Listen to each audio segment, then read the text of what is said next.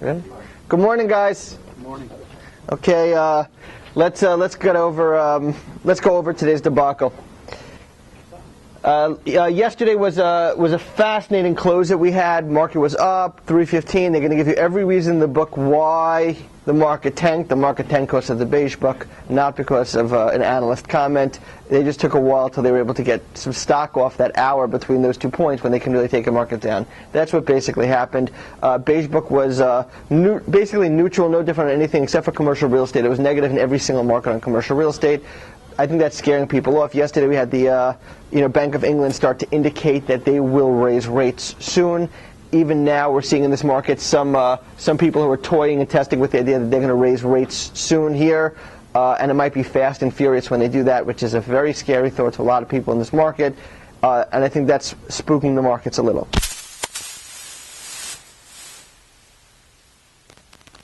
Technical difficulties. Let's see what can go on right now.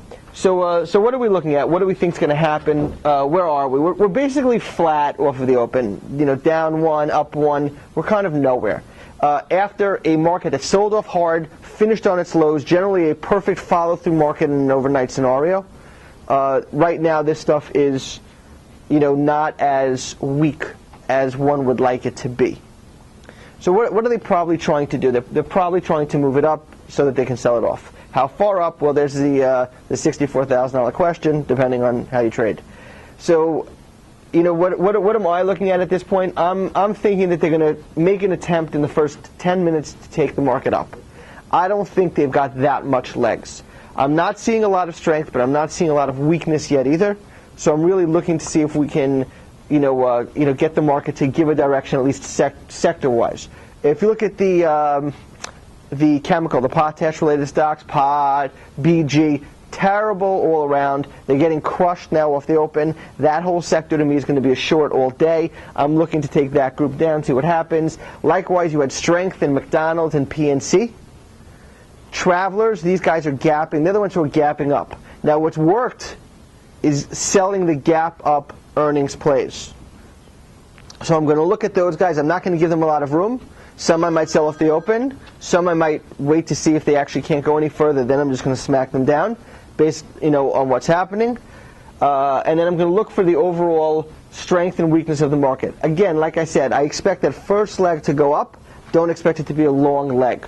Then I expect the market to take a leg down, sell off, and then we're going to test some different things. I think we're going to see if, they might try to take the 10,000. I think that's the peak where they're going to try to go. Then they'll pull the market down to 9,900, and we're going to test to see if we can hold that level. If not, the next level is probably 9,800. So, be a little cautious. Yesterday, what they did was they bored you to death, and then in like a minute, they took the market down tremendously. So, don't be shocked. What markets often tend to do is they want a situation where the bulls don't make any money and the bears don't make any money, whatever's happening. So even when you get the sell-offs, the problem is it's not as if it's a predictable sell-off or a predictable time for the sell-off. They're holding so that they can create a sell-off situation when they're ready, not when you are ready. Okay? So either there's going to be pain involved for you to be ready or patience involved. One of the two.